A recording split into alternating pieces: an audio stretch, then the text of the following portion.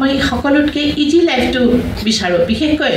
মহানগৰত আপোনালোকে দেখিছে বিভিন্ন প্ৰতিষ্ঠানে আজিকালি ঘৰতে 10 মিনিটতে যোগান ধৰে খাদ্য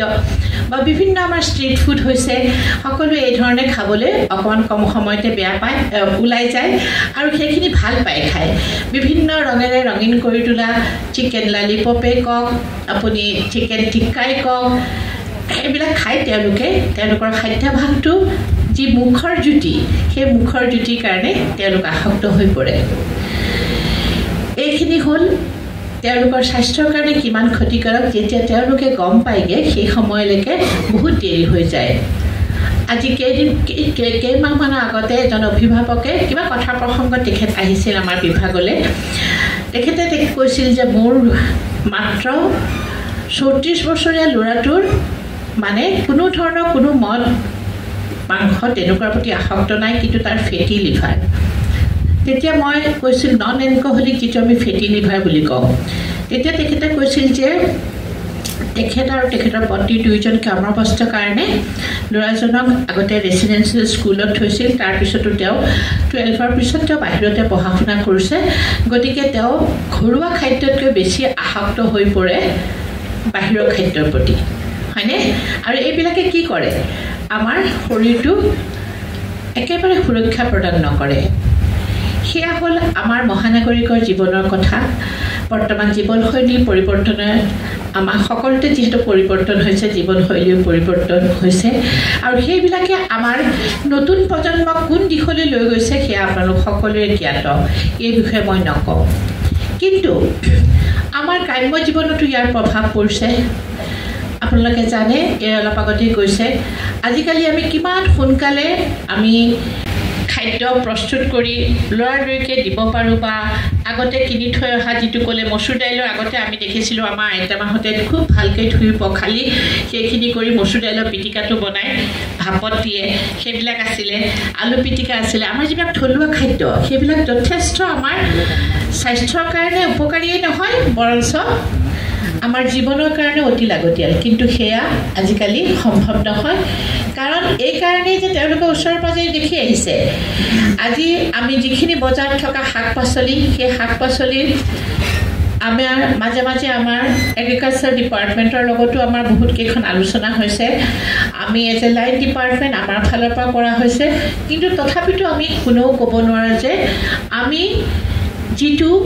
পেষ্টিচাইড ব্যৱহাৰ কৰা হয় বা যি ধৰণৰ মেনিয়ৰ বা সাৰ ব্যৱহাৰ কৰা হয় সেইখিনি জৈৱিক সাৰ নহয় গতিকে তাৰে ফলত আমাৰ বজাৰত সহজলভ্য যিখিনি আমাৰ নিত্যনৈমিত্তিক জীৱনত ব্যৱহৃত যিখিনি শাক পাচলি সেইবিলাকত আমাৰ সকলোতে এনে প্ৰভাৱ পৰে যে যাৰ ফলত আমি ঘৰত গৈ যিখিনি খাদ্য খাওঁ সেইখিনিও আমাৰ আজিকালি সময়ৰ মুখত সোমাই যায় যে সময় নাই গতিকে কাম বন কৰা ল'ৰা ছোৱালীয়ে হওক বা নিজেই হওক ব্যক্তিগতভাৱে কিমানবাৰ ধুই কিমানবাৰ পৰিষ্কাৰ কৰি আমি ৰন্ধন প্ৰকৰণত এইখিনি ব্যৱহাৰ কৰোঁ সেইটো এটা বিচাৰ্যৰ বিষয় তাৰোপৰি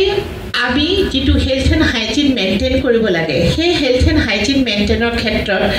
আমি দেখোঁ আমাৰ ঘৰবিলাকতো এই ক্ষেত্ৰত তৎপৰতা যথেষ্ট কম এই যে স্বাস্থ্যৰ ক্ষেত্ৰত এই সৰু সৰু কথাবোৰে যথেষ্ট গুৰুত্ব আৰোপ কৰে মই আমাৰ যেতিয়া কামৰূপ মহানগৰ জিলাৰ উন্নয়ন আয়ুক্ত আছিলোঁ তেতিয়া আমাৰ এই চন্দ্ৰপুৰৰ কাষৰে তাঁতিমাৰা গাঁওখনৰ এজন শিক্ষক কিন্তু তেওঁ এজন মানে আমাৰ যিটো পৰিৱেশ সংৰক্ষণ বা অৰ্গেনিক আমাৰ যিটো মানে মেনিয়ৰ তেনেকুৱা ধৰণৰ তেখেতে বনাই চলিড ৱেষ্ট মেনেজমেণ্টতো সহায় কৰে তেখেতৰ ঘৰখনলৈ এবাৰ গৈছিলোঁ যাওঁতে মই আচৰিত হৈছোঁ তেখেতে ইমান সুন্দৰকৈ এটা পাচিত তেখেতে বিলাহীবিলাক থৈ দিছে আধা পকা আৰু তাৰ ওপৰত কিছুমান গছপাত থৈছে মই সুধিলোঁ বোলো এইবিলাক কিহৰ কি গছপাত আপুনি কৈছে এইটো সোণাৰু গছৰ পাত বাইদেউ আমাৰ যে কাৰ্বাইড দি পকা বিলাহীৰ ওপৰত যদি সোণাৰু গছৰ পাতখিনি দি দিয়া হয় এইটো প্ৰাকৃতিকভাৱে উপলব্ধ প্ৰায় এসপ্তাহৰ ভিতৰত এইখিনি ধুনীয়া ৰং এটা হৈ পেলাই পকি যায় তেতিয়া মই সঁচাকৈ সেইবাৰ প্ৰথমবাৰ মোক সেইটো অভিজ্ঞতা আৰু তেখেতে ইমান সুন্দৰকৈ তেখেতে মানে যিটো আমাৰ বায়'ডিগ্ৰেডেবল যিমানবিলাক প্ৰডাক্টছ আছে সেইবিলাক দি তেখেতে লিকুইড মেনিয়ৰ কৰিছে আৰু আমিবিলাকে কি কৰোঁ আমাৰ নিজৰ সকলোৰে এখন এখন যাৰ ঘৰ আছে বা মহানগৰৰ কথা বেলেগ কিছুমানৰ ফ্লেটত থাকে সেই ধৰণে মাটি নাই কিন্তু মই আগৰবাৰৰ ফুড সেফটি ডেটো কৈছিলোঁ আজিও মই গৰ্বেৰে সৈতে ক'ব পাৰোঁ পুৱাৰ যিখিনি মই খাদ্য গ্ৰহণ কৰিছোঁ তাত মোৰ ঘৰৰ ভেন্দি 7টা থাকে চাই বেঙেনা 3টা এইখিনি ধুনীয়াকৈ বনাইছে আৰু মই আপোনালোকে ভাবিব মই সাধাৰণতে মোৰ ষ্টেটাছত মোৰ ফেচবুক একাউণ্ট নাই সাধাৰণতে ঘৰৰ পাচলি ফুলনি এইবিলাক দি থাকোঁ কিন্তু আপোনালোকে বিশ্বাস কৰিবনে আমাৰ ঘৰখন মাত্ৰ একঠা 2 লেচা মাটি বুলিবলৈ নাই 2 কাষে 5 ফুট এৰিবই লাগে কিন্তু মই ঘৰখনৰ ছাদৰ ওপৰতে এটা চিষ্টেমেটিক ৱেত এনেধৰণে কৰিছোঁ যাতে আমাৰ নিত্য ব্যৱহাৰ্য যিখিনি সামগ্ৰী সেইখিনি উপলব্ধ হয় এতিয়া ঘৰতে শাক ডাঠা শাকৰ পৰা আৰম্ভ কৰি আমাৰ খুতৰা শাক এইবিলাকৰ যথেষ্ট আইৰণ থাকে সেইবিলাক হৈ আছে অমিতা এনেকুৱাকৈ লাগি থাকে ওচৰ চুবুৰীয়াই দেখি গৈ কয় আপোনাৰ 3টা অমিতা কিন্তু পকি আছে দেই তাতে মই সাধাৰণতে যাবলৈ বেছিকৈ সময় নাপাওঁ সপ্তাহত 2টা বা 1টা দিন গৈ কিন্তু চব কাম নিজে কৰোঁ কৰি মেলি সেইখিনি কৰোঁ তাত চব পিয়ৰলি অৰ্গেনিক মেনিয়ৰখিনি যিখিনি হয় অৰ্গেনিক দিওঁ আৰু গাখীৰৰ ক্ষেত্ৰতো অলপ আগতে আমাৰ শ্ৰীযুত শৰ্মা ছাৰে উল্লেখ কৰিছে যে গাখীৰ আপোনালোকে গাখীৰত জানেনে মই এবাৰ ঢেকীয়াজুলিৰ পৰা হৈ পেলাই আহি থাকোঁতে দেখিছোঁ মানে গাখীৰখিনি যিটো হেৰি নিছে তাতে তেওঁলোকে এটা ইউৰিয়া এসোপা সুমুৱাই নিছে দেই মই দেখি পেলাই আচৰিত ফটো নুতুলিলোঁ পিছত মই কিন্তু এইটো কথা সংশ্লিষ্ট জিলা উপায়ুক্তই জনালোঁ যে আপোনালোকে এটা ৰেকি কৰিব আপোনালোকৰ কিমান ধৰণৰ ইউৰিয়া ক'ত কেনেকৈ হয় যেতিয়া মই নিজে উপায়ুক্ত আছিলোঁ তেতিয়া কিন্তু মই যিবিলাক জেগাত মানে এনেধৰণৰ খেতিবিলাক হয় তাত তেওঁলোকে কি সাৰ প্ৰয়োগ কৰে আচলতে আমি যে কওঁ প্ৰডাকশ্যনটো অতি গুৰুত্বপূৰ্ণ কি ধৰণে মই আমাৰ আজি যিটো থিম সেইটো থিম হৈছে আমাৰ food safety science in action তাৰ আমাৰ সায়েন্স ইন একশ্যন মিন আমাৰ প্ৰত্যেকটো কথাত আমাৰ ইমান ডাঙৰ সাইণ্টিফিক এফৰ্টো নালাগে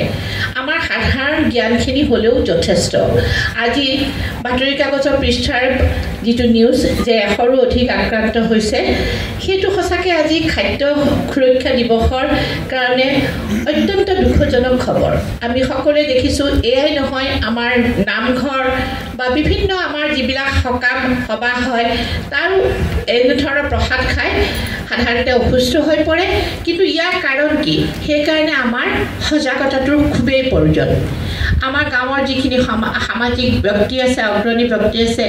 নামঘৰীয়া যি আছে তেওঁলোকে সদায় এই ক্ষেত্ৰত গুৰুত্ব দিয়া উচিত যে কি ধৰণে এনেকুৱা হৈছে অকল যে প্ৰসাদতে হয় সেয়া নহয় আমাৰ কাঠফুলা খাইতো আমাৰ যিখিনি প্ৰান্তবাসীয়ে হওক বা বাগানৰ লোকসকলেই হওক বা আমাৰ গাঁৱৰ লোকসকলেই হওক এই কাঠফুলা ভক্ষণ কৰি সাধাৰণতে মৃত্যুমুখত পৰে কাৰণ তেওঁলোকে এইটো কথা গম নাপায় যে কোনটো কাঠফুলা বিষাক্ত হয় সেইটো কথা নাজানে গতিকে আমাৰ সজাগতাৰ যথেষ্ট প্ৰয়োজন আৰু এই সজাগতা কৰিলেহে আমি যদি সজাগ কৰি তুলিব পাৰোঁ প্ৰত্যেক জিলাই সজাগতা শিবিৰ পাতিব পাৰোঁ সেইখিনিৰ কাৰণে আমি গুৰুত্ব দিয়াটো উচিত এটা কথা আচৰিত হৈছোঁ আমাৰ গুৱাহাটীৰে বিখ্যাত প্ৰতিষ্ঠানৰ পৰা মই নিজেই দেখিছোঁ নিজেই সেইটোৰ প্ৰমাণ পাইছোঁ আনকি এবাৰতো পিছ কৰোঁতে আমাৰ গুৱাহাটীৰ এখন বিখ্যাত ৰেষ্টুৰেণ্টৰ মানে এনেকৈ খাদ্য সম্ভাৰ লৈ গৈছিল উলিয়াই পেলাই শিলপুখুৰীৰ পৰা মই লৈ পিছত আমবাৰীৰ ওচৰত মোৰ PSOজনে ধৰিলে গাড়ীখন উভতি আহি সেইদিনাখন সেইটো মানে আকৌ সেই সময়ত ভবাই নাছিল যে সেইটোকৈ এটা আমাৰ প্ৰেছ ক্লাবটো আছে কিন্তু it is a very big news in the not only the media মানে আমাৰ ইলেক্ট্ৰনিক মিডিয়াই নহয় তাৰপৰি প্ৰিণ্ট মিডিয়াটো সেইটো বাতৰি ওলাইছিলে কাৰণ কেনেধৰণে তেওঁলোকে বনাবলগীয়া চিংৰা আমি যে কওঁ গৰম চিংৰা খালোঁ আজি সেই গৰম চিংৰাখিনি কিমান অসুৰক্ষিতভাৱে লৈ গৈছিল পনীৰখিনিত আনকি আগফালে যেতিয়া গাড়ীখনৰ আগফালে যিজন বহি আছে তেওঁক যেতিয়া নমোৱা হ'ল এঠাইত ভৰি দি আছে সেইখিনি এটা বগা কাপোৰে ঢাকি থোৱা